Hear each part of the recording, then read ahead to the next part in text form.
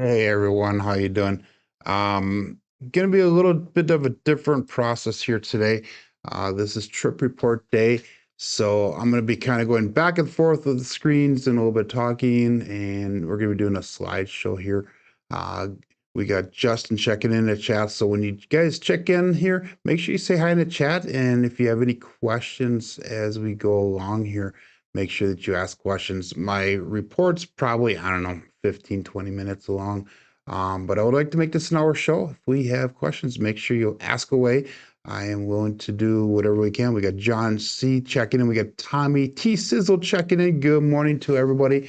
But again, like I said, I'm going to be kind of tackling back and forth here. I'm going to give it just a few seconds to get a few more people waiting or in the chat here, so that way we can get started. We got 7 people, 8 people now already. 4 likes, so that's awesome. Tomorrow, or not tomorrow. Today's Friday, huh? Monday we'll be back on our dice tossing, and we can play Crapsee on Monday as well. Um, today's Thursday.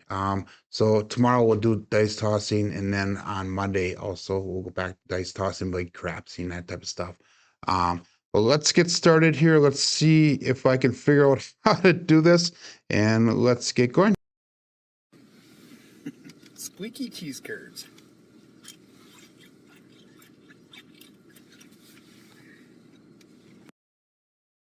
So that's a little excerpt that I sent to John from ProCraps because I was talking earlier in the month about squeaky cheese curds, and he thought that was the funniest thing. So what I did is I began a trip the day before. Actually, I left on Thursday, and this is on Wednesday. That squeaky cheese curd thing, and the squeaky cheese curd thing is I brought down 4 pounds of cheese to the Crafts for the Cure event to be placed out on the table. I gave a bag to Jen, who we'll get into in a little bit why I gave a bag to Jen, but then we put 3 pounds of cheese curds, or 2 pounds of cheese curds, and 1 pound of string cheese on the table. And if you guys have never had Wisconsin cheese, I mean, you don't know what you're missing. It is freaking amazing. And the cheese curds that squeak, I just bought it on the shelf. It was made probably within the 12 hours prior to me buying it. And I went on the car and I took a video quick and I sent it to John. So that's what that squeezy cheese curd is all about. So this is gonna be the next day, and it's gonna be kind of a little bit back Okay, and we're on forth our type way of to stuff here. Milwaukee. So Our flight is going out at about 12:13, and we're gonna go down to Colorado for a layover. Our layover in Colorado is like 4 hours and 50 minutes. So we'll see you guys at the airport. so here I am, getting in the car. We're going to the airport. I'm going to kind of do a little bit of the trip too as well. Good morning, Uncle Hoku.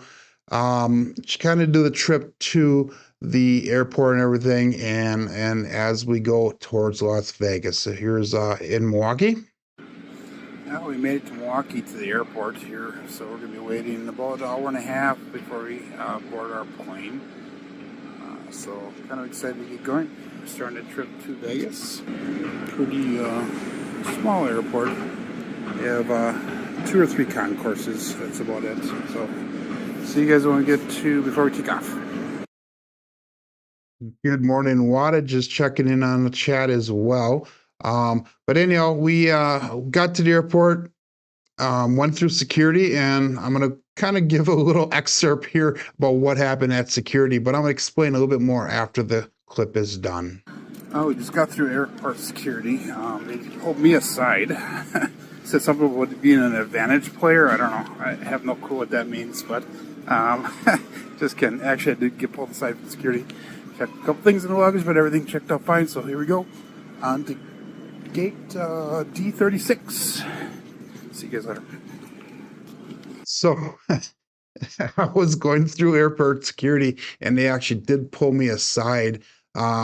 My fiance's luggage was going through, and she goes, "Well, I think they're checking my luggage." I said, "No, I don't think so." I said, "I think it's my luggage that they're checking."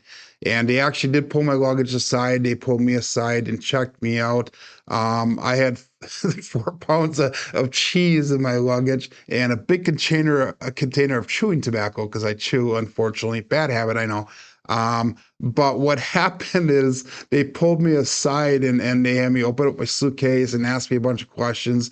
And the cheese curse, the magnetic dice got me. Yeah, you're right, Mike. Good morning, Mike, by the way. And Navalda, hello. But no, they actually, the cheese looked weird on their scanner. So they had me open it up and they okayed the cheese right away. But then the big container of chew that I had, he had to actually ask his supervisor if that would be allowed. And it was all sealed and everything. So everything was good to go with that. So I was kind of joking around with everybody that I got pulled aside for advantage dice control and stuff like that. But it is what it is. But so here we are. We're going to be boarding a plane. Okay, we're ready to board the plane here in Milwaukee, and a line to get onto the plane. Pretty long line, but we'll get on there. So I got up at like 4:30 in the morning, keep in mind, and we boarded the plane. I think it was like around noon is when our plane took off and that. So we went from Milwaukee to Denver. So here's our Denver report. Oh, we just landed in Denver. Not huge airport.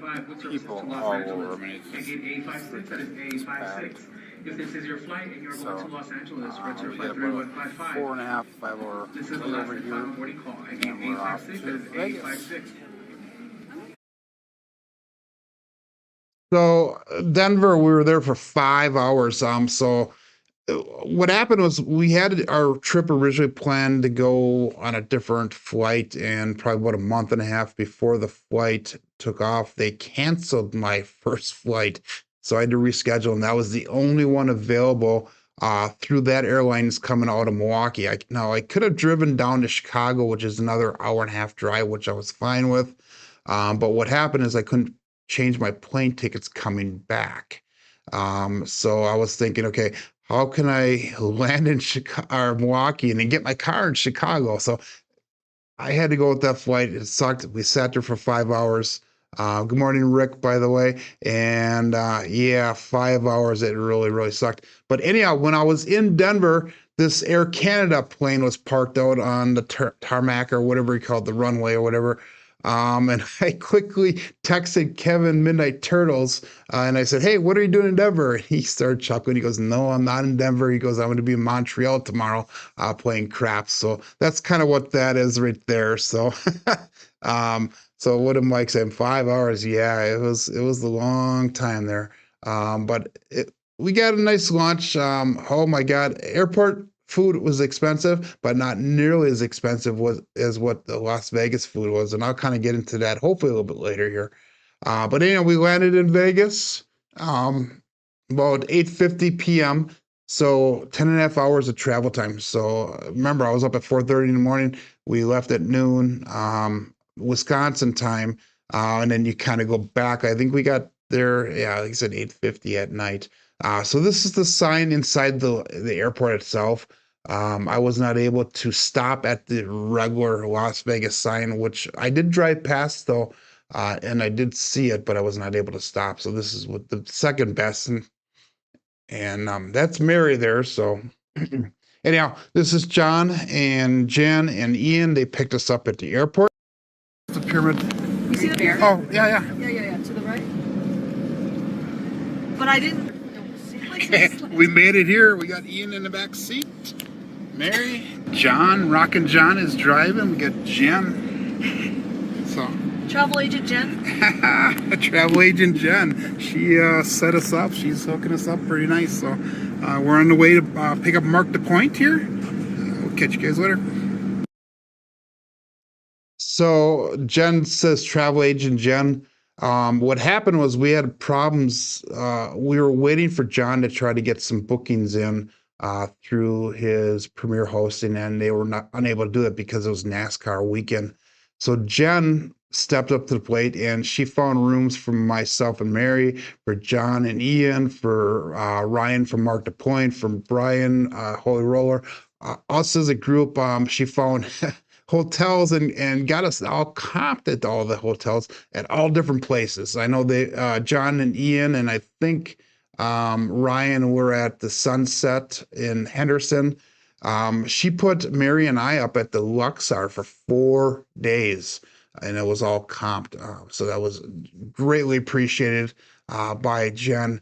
And then the last night that we were there, we actually got to use Jen's room at the Paris. So we moved from the Luxor over to the Paris, and just unbelievable the views that they had. But after we checked in our hotel at the Luxor, we worked our way over to the Durango, which I believe is in Henderson. And that was the last night of taping, and we barely got there in time. But the last night of taping for the Big AZ crew. So this is kind of a little thing there. I only played for 3 shooters. Keep in mind, guys, by the time I got there, I was up for 19, 20 hours. So I really did not feel like playing, but Big AZ threw me on the table. I rolled or I played for 3 shooters. So I was in for 300 and I was out for 300. I broke even basically. Didn't bet very much. And then the Sheesh came in and he took my spot at the table. But in the picture here, we got Ryan from Market Point. You could see we got, I'm not sure who the next person is with the blue shirt, and we got Craig from Old Bay Craps. John's leaning over there, over the table. We got Patty down the table there a little bit. The lady on the end had a really huge role, and I think her name was Kathy. I'm not really sure. I've never met her at all. And here's a picture of Patty. Also, one of the nice things at this table is you can move position. So if you are throwing, it's your turn to throw, you can move to whatever position on a table that you wanted. So that worked out really nice. And then you can see on the end, SJ is on that hook on was that third base? No, that'd be first base. But SJ's down there, and saw a whole host of different people. Here's another picture of Patty. You got Justice Jen writing everything down. That was one of the things that Jen does do, is Jen records every person's role. So if you ever have any questions, make sure you get a hold of her. If you look in the back top right corner of the picture there, you can see a guy standing with a glass in his hands. That's No Shoes Ken. So he was able to make it there as well. So guys, if you have questions, make sure you put in the chat questions as we go along. Here's John attempting to throw his famous chopper toss, or his stack toss as he calls it. So, and again, 3 shooters is all I lasted that night, in for 300. I have 310 and you're supposed to do 300. So I'm out for 300. Good morning, Durso. Yep, give that thumbs up if you guys can. We are currently 16 people watching, 10 likes so far. So anyhow, this is gonna be Friday morning. Got up, like I said, I went to bed I was up for 23, 24 hours by the end of that Durango filming for Big AZ. So I went to bed and got about 5 hours of sleep, and we got up, and it was time to spend some time with Mary. Hey, first morning here. Just got up. It's around now 9:30 or so. The view from our room. And that's the site of the Tropicana. I believe that was imported like about 2 weeks ago. I was just wondering, who would you talk to if you know some?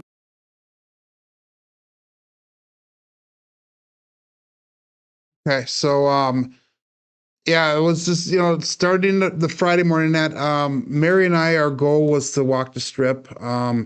We were going to work our way down to Fremont, and I did some research prior to going. By the way, this is my first time going to Vegas, so everything's brand new to me.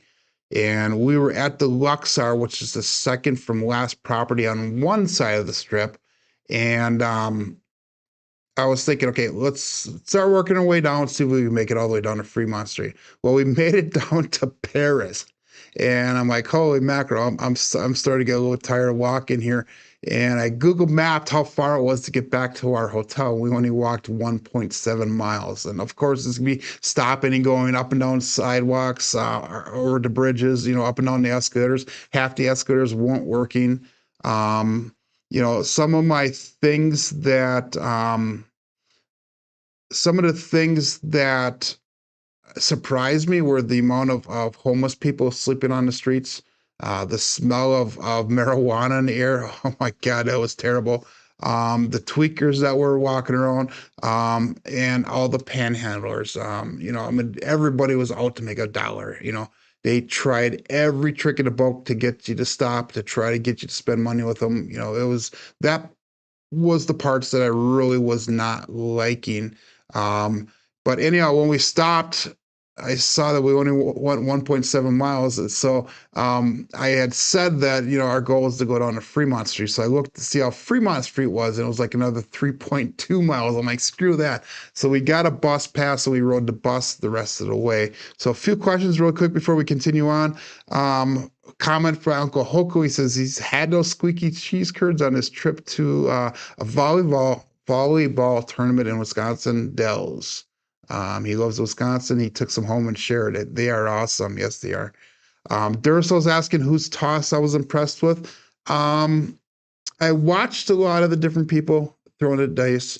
There was some really cool things that I saw. So there were some things that people were actually asking me on how to improve. For example, Ashish pulled me aside and asked me if I could analyze his throw, and gave him a couple tips, and I think it improved it. But as far as the one I was most impressed with, probably John's. It was kind of neat watching, at least the first couple times that he did his chopper toss, watching it kind of sail through the air. And let me grab some dice here really quick.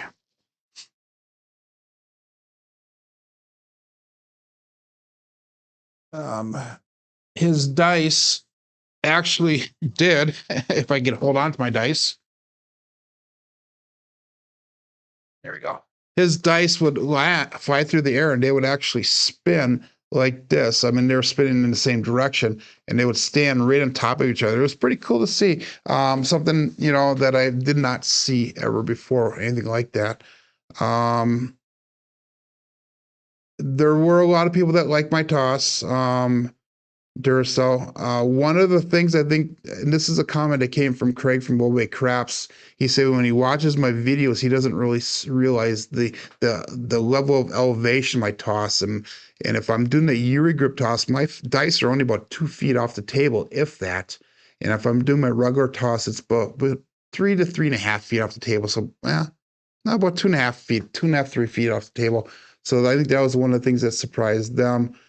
They also were very surprised how focused I was. And that's a comment that I had made to those guys afterwards when they told me that, is that when I'm doing my show, I'm doing all these different things. So I'm not nearly as focused on the show here as what I am in real life when I really do toss the dice at the table. I block everything out and I focus just strictly on the dice and that. So, and I had some pretty decent rolls, and we'll get into that in a little bit. John C. says the strip is a lot longer than you realize. Lots of walking. That it is. So Mike changed the chopper toss 3 months ago. That's awesome. So anyhow, that was Friday morning. This is the view from our hotel on Friday morning. And if you look on the center part of the screen, that is the Tropicana that they had demolished like 2-3 weeks prior to us being there.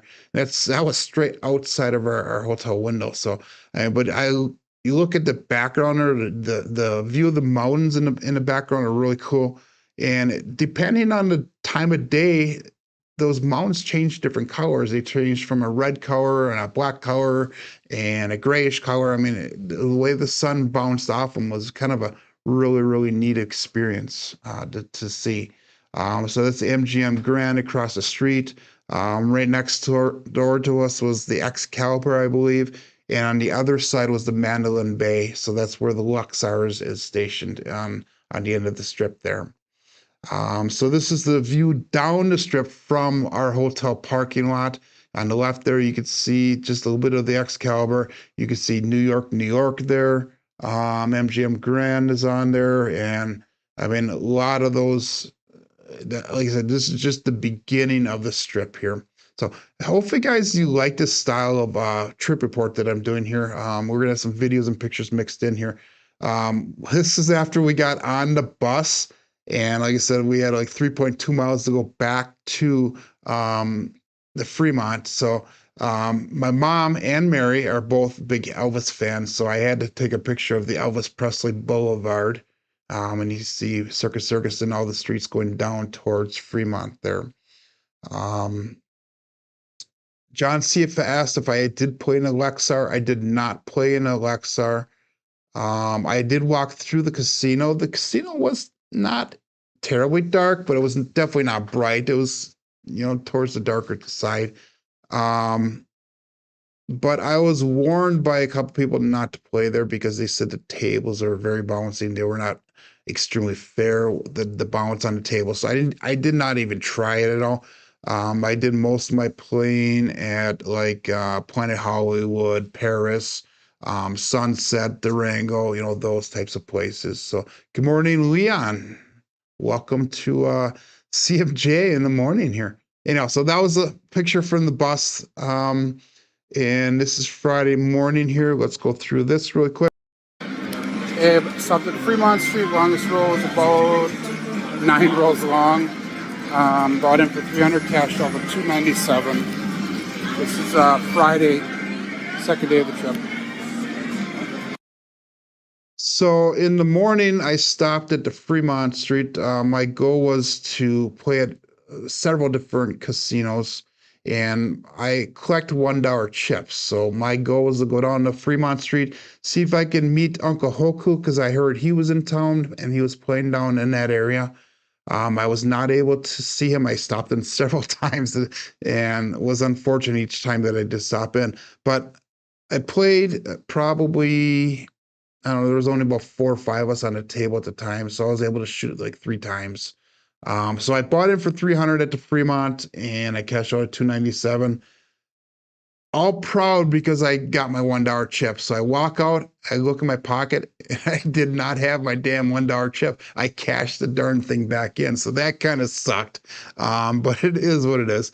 And then that night we went to Planet Hollywood, and that's when we had some really good rolls. That was the first time that I met up with John and Jen, and Ryan from Market Point was there. And the funny thing is when Jen was throwing her dice, she was at stick right 2. I was at stick left 1. She would have a 9. I would have a 9 roller. Then she had an 18 roller. I had an 18 roller. And then she had a 28 roller, and I had a 28 roller. So she was calling me the copycat after a while, which is kind of a funny thing that happened. But during that 28 roller, I actually hit the ATS, and I was not up with the ATS. So everybody got paid out and everything. Craig was from Obey Craps was there as well, and Ian was there. And then after the ATS was hit, they allowed you to go back up on it. So I went back up 5 on a small, 5 on a tall, and I hit the small again during that 28 rower. So that was a pretty quality roll. I was hitting a ton of box numbers, but we did hit, like I said, the ATS and the small all in the same roll there. So for the day, I was up $325 or $327 by that end of Friday. John is asking what the table minimum was at Planet Hollywood. Planet Hollywood is a $15 table. Durango, when we filmed with the Durango crew, that was a $10 table. Planet Hollywood was a $15 table. Paris, which will be coming up a little bit, most of the time, Paris was a $25 table. And then Sunday night and Monday, they had a few tables that are at $15 level. But their crapless, I think, still was at 25 on at Planet Hollywood. So Saturday, we started the morning off for the Craps of the Cure. Jen, or actually John, Ian, and I think Ryan was in there at that time, picked us up at the Luxor. And then we went down, picked up Jen, and then we went to the Craps for the Cure. And if you watch my live feeds, I did a little kind of like a 5-minute video that morning, live behind the scenes type of things. And then we went to the Sunset Plaza that night. And again, I was in for $300. I cashed out for $175. The Plaza, everybody was bragging about how that was a hard table. And it was a very, very hard table. And I think that was a $10 table at the Sunset. But it was an extremely bouncy table for being a hard table. So everybody was having a very difficult time throwing the dice there. And the first time I used my normal style, the power, 3-finger front grip power style, and I could not get those dice to lay down at the end of the table. So I tried something different. I went to the Uri grip, and I tossed really low to the back wall, and I pulled my landing zone back about 6 inches. And what was happening is they would land, and then I could dribble or roll them into the back wall. And after I changed that, I got the dice to land within 6 inches of the back wall almost every single time. Um, and I went from like, I think at my first shot there was like a 4 roll, and then the second time I shot I got up to like 14 or 15, and I think that was like the second longest roll at the table. There was, I forget, there was another person that did a little bit longer roll than I did, but Dice Dr. Dan, I think, was the one that did a little bit longer roll than I did. But just, it was a cold table. I played a lot of horsemen there. And then when I did go, I lost most of that $175 on the last 3 shooters because I knew it was getting to the end of the night, and it was Jen who had to roll, and I lost money on her. I lost money on John, who was on the right side, and then I lost money on myself, and I said, that's enough. So I cut it off at $175. So at the end of the day, my trip total was up $202. Sunday morning, and this is a little cut off on the screen I see, but Sunday morning I went over and I met Craig from Obey Craps and Jen at the Paris, and John was going to pick us up there to bring us over to the Craps for the Cure. So I jumped on to Stadium Craps. It was my first time ever playing at Stadium Craps, and I kind of liked it. Really short table. The only difference was, I'm used to shooting from stick left one. You have to shoot from the end of the table there, but the table is only like, I don't know, 7 feet long, 8 feet long, maybe at the longest. So I just squared up, and I just made sure my dice toss was, my hands were super square to the back wall when I released them. And I just worked on the energy levels to make sure they didn't come off. But I bought in that morning for $100. I cashed out for 120. So that added to my profit a little bit. Then we did the Craps for the Cure, which, if you guys haven't watched the Craps for the Cure shows, we had 2 of them, extremely good interviews there, great guests. And John's keeping the not the raffles, the tickets available open till Veterans Day. So make sure you guys go out and put some bids on all of the raffle items. There you go, raffle. That's what I was looking for. On all the raffle items, so that way we can raise the last little bit of money that we need to be able to get naming rights for the dog. We need, I think, $25,000 of total intake, and we, at the end of the Craps for the Cure, I think we were about 20,000, so we're 5,000 short. And I know he's received some since then, so make sure that you guys get over to that website. If you haven't donated already, please consider donating. And if you have donated already, if you are in a position to donate more, please do it. So do not send it to me. Make sure that you go over to the Craps for the Cure to do it instead. But that was the Craps for the Cure. At night, we went to the Paris. Paris was, what did I do there? I did mediocre. I know we played the Stadium Craps there, and I bought it for $100, and I was up to roll, and I hit the ATS. So I made some money off of that. I was like up for 2-on-2 on the ATS. So I hit the ATS on the Stadium Craps, in for 100, out for 344 there. And then we were going to go over to the tables at Paris, but they were all $25 tables. And I'm like, I'm not playing that. A bunch of people didn't want to play a $25 table. So we decided to go, I think it's 2 buildings over to the Planet Hollywood. So there I was in for 500, out for 650. And I went back and played Stadium again at the Planet Hollywood. And it was, I didn't roll at all. I was just betting on everybody else, kind of, letting the night wind down and that. So in for 250, out for 263 on the Stadium Craps. So trip total to this point is $629 to the positive. So Monday, everybody was starting to disseminate from Vegas and go their own little merry ways. And Dice Dr. Dan was nice enough to offer a day trip for Mary and I. So he picked us up at the hotel. We had all of our luggage because, remember, we only had deluxe for the first 4 nights. So he picked us up at the hotel at 9 o'clock in the morning. And here's Dan. Mary's in the back seat. I think she's laying down sleeping at the time. She was a little bit tired, so she slept half of our day trip travel time at least. So there's Dice Dr. Dan. This is a little bit of a view coming out of Vegas and seeing all the little mountains. And then we get into the mountains on our day trip. We went to a place called Altman. But this is a overview of the desert and the mountains in the background here. There's Mary in the front ground. But if you look at it back, there's a bunch of jewelry laying on the ground. There's these two Indian ladies and their children, and they're selling different types of jewelry. And it was all stones that were found in the area. So it was really cool. I see Patty's jumping into chat and he says, awesome to meet me. It was awesome to meet you as well. You definitely had the luck of the Irish last week. If you guys haven't heard, Patty did quite well, both on the craps table and playing slots last week. So, and that's his story to tell. So I'm not going to say anything more than that about it. So good morning, Patty, in Wisconsin time here. I'm sure it's in the afternoon by you.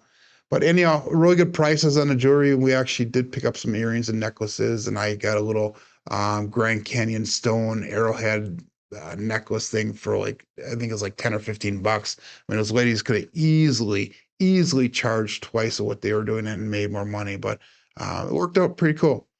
And here is that same place on a wall, mountains in the background. Somebody took pictures of the three of us, so that was really neat.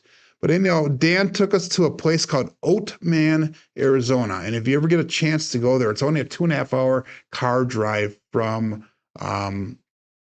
Vegas. And Oatman, Arizona is basically a ghost town that used to be a mining town back in, I forget what the sign says. I think it was like 1930 something is when they closed the town. And what happened was the miners mined the hills out, mined the ground out for the most part. And when they packed up, they took everything with them, but they left the donkeys and their mules.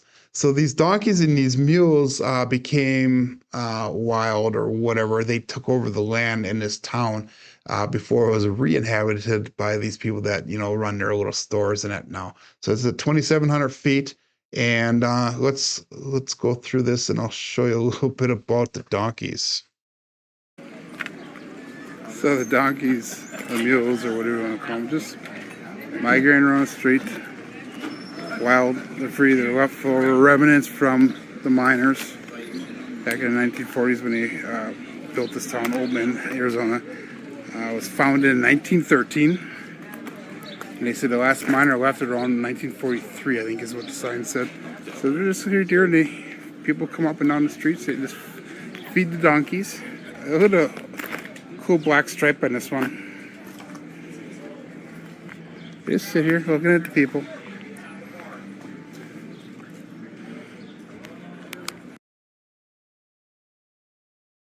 I ain't got nothing else on there, Oh, I wasn't even recording the whole time. Gonna be a friend for life. Oh, good. Mary has a new friend that she has here. Shot. Oh, yeah.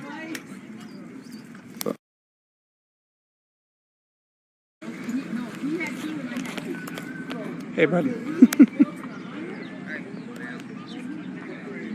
Hey, Mary. Go alongside the baby. Turn around. Okay. Good.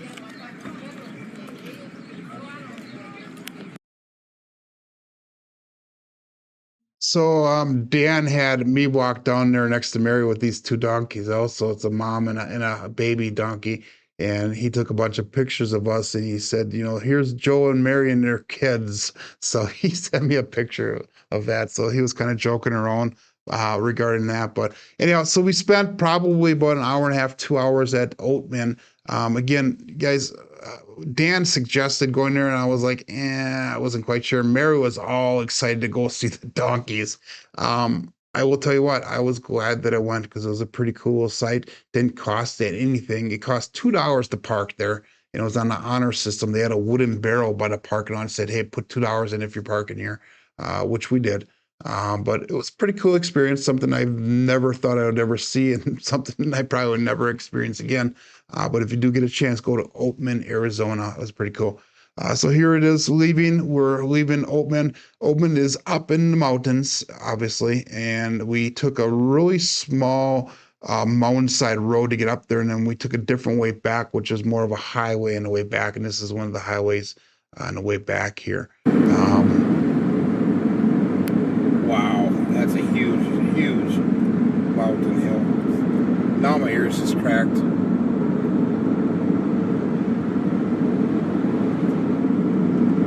So this is coming back from Oldman, Arizona. Through what mountains are these, Dan? I'm not sure. Yeah, okay. So we're on our way back to Vegas. We got a couple other sightseeing things to do. So we were on our way back, and Dan had some ideas of things that he wanted to do, but he wouldn't tell us what it was. So we kept on driving. Before we went to Oman, Dan actually brought us this really cool, I think it was in Boulder City, a real cool roadside diner. We had a nice breakfast with him, which we did pay for because he was kind enough to take us on the trip and that.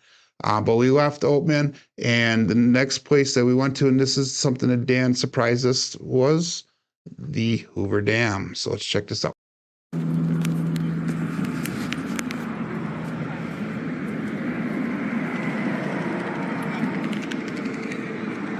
There we are at the Hoover Dam. It's Monday. Mary, come up this far.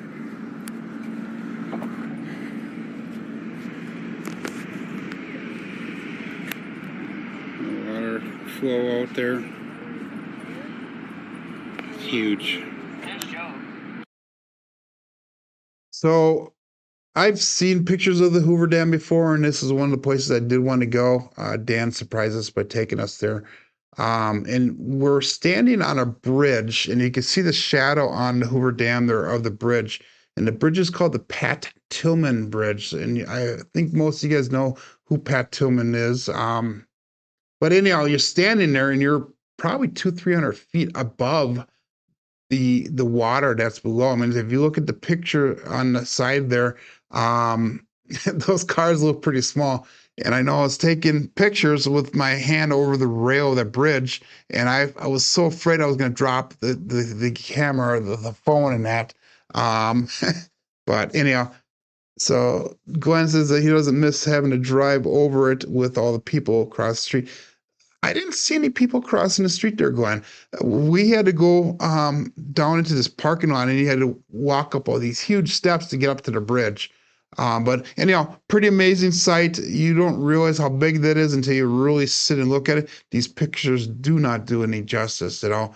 But the water up on top is although, okay, I've never actually we did not walk across the actual dam. Okay. We actually went on the bridge here, then we had left from there. But that water up on top is actually what forms Lake Mead. So, let's see. Monday night, again, we went back to the Paris. I started off with stadium craps, and I was about break even on that. And I saw a table open up, and when I had walked through, all the tables are at $15. And I saw a table open, my shooting position, stick left one. So I quick got off of stadium craps, and I jumped over onto the table, and I threw $300 in, bought in, and I look at the tag, and I'm like, shit. It's a crapless table, and it's $25. I'm like, so I was like, what do I do? So I remember, if you guys watch the second day of the Craps for the Cure, Daddy David was on there, and he talked about a 4-10 strategy, where if you put down a quarter, and either the 4 or the 10 hits, whatever number hits, you press up to $75. So I did that. I put a quarter on the 4, I put a quarter on the 10, and the 4 hit a couple rolls later. So I dropped $1 for the vig, and I went to 75. And probably about 5 rolls later, that 4 hit again. So that 75 paid out 150 for 3. So I took my money down. I want 160 across. Remember, it was a crapless table. So I did not pick up the 2 and 3 or the 11 and 12. I just played the box numbers, the regular box numbers. And I took a couple hits. I did a couple presses. I took my money down. And the next flip and roll after I took my money down was a 7. And the lady that was throwing was somebody who had no clue. You could tell it was her first time playing craps, and she had like almost a freaking 40 roller. I bought in halfway through her roll when the puck was off, halfway through a roll, and I still made $310 by doing that little move. So it was pretty cool how it worked out. So I did that. And then I did the stadium craps afterwards, and I lost a little bit. So the end of the trip total here is going to be, nope, it's not. Is it in? I'm at right now plus 766. I think that's the end of the trip. Let me see once on the next screen. Um, yeah, that was the last. So my plus, I was up $766 for the trip in the positive. So that was awesome. Mary was not so lucky. She played slots most of the time, and she lost her entire bankroll. But we went there with an envelope system. We had only a certain amount for each day to play. So once our amount was done for that day, we were done. At least she was. I continued to play because I kept my money. But like I said, it went, we had envelopes each day. So each day we would open a new envelope, and then I would just add that to my bankroll. So my bankroll kept on getting bigger as we went throughout the week in that.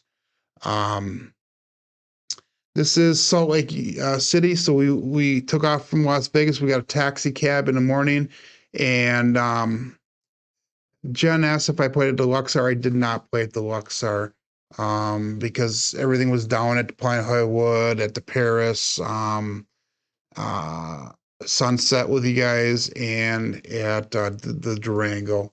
So that was pretty much most of the years, and Fremont I went to. So that was pretty much the places that I did play. But anyhow, we left the hotel at 9 o'clock.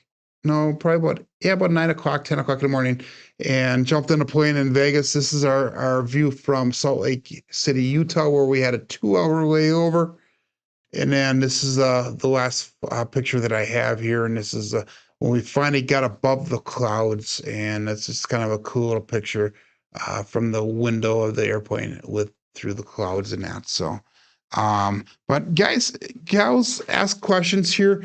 We are 42 minutes into the presentation here, a little bit longer than I expected, but I definitely want to answer any questions that people might have. Again, this was my first time in Vegas. It was a great experience. I cannot say anything more about the hospitality, the friendliness, the everybody that was involved with the Crafts for the Cure. It was a great honor to be in there and be involved with everybody. Good morning, Alfredo. Thank you very much.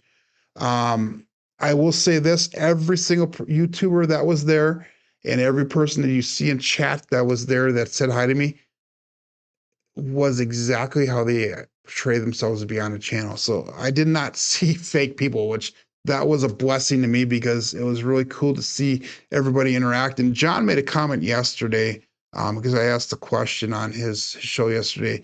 And he said one of the things that did not surprise him was how we all blended and meshed together, and I made a comment about, being like brothers and sisters. We were like family. We were like brothers and sisters. I met only 1 or 2 people prior to this trip that I saw there. Everybody else I was meeting for the first time, but I have talked to them multiple times in chats. Most of them, I have their phone numbers. I've talked to them behind the scenes about stuff, but never actually really met them in person. And it was really cool to see that everybody was who they say that they are and that. So, Fred was asking if I'd go back to Vegas outside of the Cure. I would go back to Vegas, assuming that I can afford the bankroll and the trip. Again, I live on a semi-limited income, so I have other things that are working. I know that in June I'm getting married to Mary, and in July we're hoping to go on our honeymoon. So if I can afford another trip, I would like to either go back to Vegas, or I would like to go down to Biloxi to meet up with the Brownwater crew and that. But yeah, I would go back to Vegas. I would probably do some different things. Obviously the gambling, but I would like to do some different sightseeing things and things on the strip and that. So, I would love to do that. Uncle Hoku, he says he hopes to get to be able to roll with me next time. Big AZ and the Blue Wrench crew is awesome. I know that Alfredo was down there. I did meet SJ and his wife Hazel. I did not get a chance to meet Jay-Z at all. I did meet Ashish, and I talked to him many times, and he was probably one of the people that surprised me the most in a positive way. meeting him was a great honor, and he was great person. To get a little bit of time to sit down, very interesting person to sit down and actually talk to. I did meet Blackbird, Derek for the first time there. Sam, I did meet a little bit, and there was a ton of others there as well. Good morning, SJ. I had a picture of you a little bit ago in one of my slides here, and we were going to go to shows, Alfredo. We decided not to because Dice Dr. Dan took us on that road trip, that day trip. Otherwise, Monday was going to be our day to do some of the shows and that. So that would be probably something I would do in the future. But any other questions here? Otherwise, we're going to wrap it up. Do you guys like this style of trip report? I had, some slides, some videos, some, different things like that. This is my first time ever doing something like this, so I actually had to reset up. This is the table. This is my actual craps table that I shoot on. This is the railing on the opposite side, so I had to move my cameras around and my computer around so I could see that type of stuff. So yeah, let me know if you guys like this style of trip report. So Justin liked it. That's awesome. So anyhow, guys, I will be back tomorrow. Tomorrow's Friday, so I'll be back tomorrow with my regular show at 8 p.m. or 8 a.m. in the morning here Central Standard Time. But anyhow, till then, my name is Joe. This is my Craftsmaster Dice Shooting Journey. Let's make it yours too. Everybody have a great day. Be safe and be prosperous.